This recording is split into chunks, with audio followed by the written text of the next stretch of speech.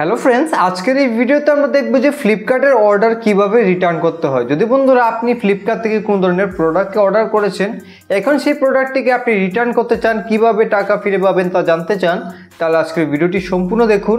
এই ভিডিওটি দেখে আপনি খুব সহজে আপনি ফ্লিপকার্টের অর্ডার করা প্রোডাক্টটিকে রিটার্ন করতে পারবেন। কিভাবে করবেন তা আগে ভিডিওতে আমি আপনাদের দেখিয়ে দেবো। তার জন্য ভিডিওটি সম্পূর্ণ দেখুন, ভালো লাগলে লাইক করে আমাদের চ্যানেলটিকে সাবস্ক্রাইব করে দেবেন। তো চলুন বন্ধুরা দেখে নিন। এখন বন্ধুরা ফ্লিপকার্টের অর্ডার রিটার্ন করার জন্য সবার প্রথমে আপনি ফ্লিপকার্ট অ্যাপ্লিকেশনটিকে ওপেন করে নিন। অ্যাপ্লিকেশনটি ওপেন হয়ে যাওয়ার পর এখন বন্ধুরা এখান থেকে আপনি অ্যাকাউন্টের উপরে ক্লিক করে তারপর এখান থেকে অর্ডারসের উপর ক্লিক করে দেবেন। তো অর্ডারসের উপরে ক্লিক করে দেওয়ার পর এখন আপনার ফ্লিপকার্টে থাকা সকল অর্ডার কিন্তু এখানে আপনি দেখতে পাবেন। তো আপনি যে প্রোডাক্টটিকে রিটার্ন করতে চান তার উপরে ক্লিক করুন। ক্লিক করে দেওয়ার পর এখন বন্ধুরা এখানে দেখুন রিটার্ন পলিসি ভ্যালিড টিল একটি ডেট দেওয়া আছে। তো আমাদের এই প্রোডাক্টটি কিন্তু 9 তারিখে ডেলিভার্ড হয়েছে, আজ হলো 10 তারিখ। তো 19 তারিখ পর্যন্ত এখানে ডেট দেওয়া আছে, তো এর মধ্যে আমি রিটার্ন করতে পারবো। তো আপনারা প্রথমে রিটার্ন পলিসি চেক করে নেবেন। যদি আপনাদের এখানে রিটার্নের ডেট থাকে তাহলে এখান থেকে আপনারা রিটার্নের উপরে ক্লিক করে দেবেন। তো রিটার্নের উপরে ক্লিক করে দেওয়ার পর এখন বন্ধুরা এখান থেকে আপনাদের একটি রিজন অর্থাৎ কারণ সিলেক্ট করতে হবে কী কারণে আপনি প্রোডাক্টটিকে রিটার্ন করতে চান। তো এখানে আমাদের সাইজ ইস্যু, তার জন্য don't not like the size fit of the product. তো এই অপশনের উপরে ক্লিক করে দেবো, এই রিজনটিকে সিলেক্ট করে নেব। আপনি বাকি অন্য কোনো রিজনকে সিলেক্ট করতে পারবেন। তো তারপর বন্ধুরা এখান থেকে আপনাদের যে কোনো একটি রিজনকে সিলেক্ট করে নেবেন। তো যে কোনো একটি সিলেক্ট করে তারপর এখানে কমেন্টসের জায়গায় আপনি আপনার প্রবলেম লিখে দেবেন, কী কারণে আপনি প্রোডাক্টটিকে রিটার্ন করতে চান। তো আমাদের এখানে সাইজ ইস্যু, তো এইভাবে আমি এখানে সাইজ ইস্যু লিখে দিলাম। তো লিখে দেওয়ার পর এখন এখান থেকে কন্টিনিউতে ক্লিক করে দেবেন।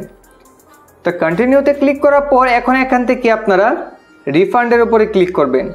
রিফান্ডের উপরে ক্লিক করলে কিন্তু আপনি এই যে প্রোডাক্টের যে মূল্য তা কিন্তু আপনি আপনার ব্যাঙ্ক অ্যাকাউন্টে পেয়ে যাবেন। তো এখন এখানে দেখুন অ্যাড নিউ ব্যাঙ্ক অ্যাকাউন্ট। তো অ্যাড নিউ ব্যাঙ্ক অ্যাকাউন্টের উপরে ক্লিক করে আপনি এখানে আইএফএসসি কোড দেবেন। আপনার ব্যাংকের পাসবুকেই কিন্তু এখানে আইএফএসসি কোড লেখা থাকে, তো সেখানে দেখে আপনি আইএফএসসি কোডটি দিয়ে তারপর এখানে অ্যাকাউন্ট নাম্বার দেবেন।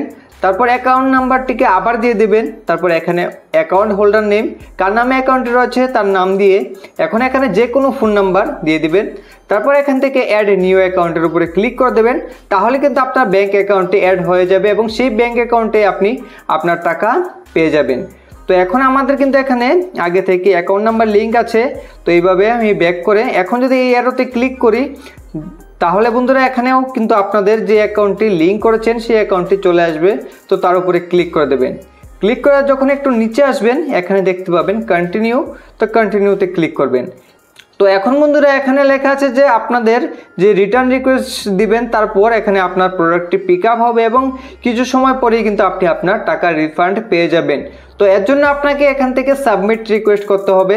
তো এই রিকোয়েস্টটি সাবমিট করার পর এখন এখান থেকে প্রসেসের উপরে ক্লিক করতে হবে। তো এখন আপনাদের একটি ওটিপি আসবে, সেই ওটিপিটিকে এখানে দিয়ে দেবেন। তো ওটিপিটি দিয়ে দেওয়ার পর এখন এখান থেকে ভেরিফাইয়ের উপরে ক্লিক করবেন। তো ভেরিফাই করে দেওয়ার পর এখন কিন্তু আপনাদের রিটার্ন রিকোয়েস্ট সাবমিট হয়ে গেছে। এখন এখান থেকে ব্যাক করে আসুন। ব্যাক করার পর বন্ধুরা এখন এখান থেকে কিন্তু আপনি স্ট্যাটাস চেক করতে পারবেন। এখানে রিটার্ন অ্যাপ্রুভ হয়ে গেছে, তারপর পিক আপ হবে, তারপর আপনি আপনার টাকা রিফান্ড পেয়ে যাবেন। তো আপনি পিক আপ হয়ে যাওয়ার পর কিছু সময় অপেক্ষা করবেন, 1 দিন বা 2 দিন, তার মধ্যে কিন্তু আপনার অ্যাকাউন্টে টাকা চলে আসবে। তো এইভাবেই কিন্তু খুব সহজে আপনি আপনার প্রোডাক্টকে রিটার্ন করতে পারবেন। আর যদি পরবর্তীতে রিটার্ন রিকোয়েস্টকে ক্যান্সেল করতে চান তাহলে এখানে কিন্তু ক্যান্সেল রিটার্নও আছে। তো এখানে ক্লিক করে আপনি চাইলে রিটার্ন রিকোয়েস্টকে ক্যান্সেলও করতে পারবেন।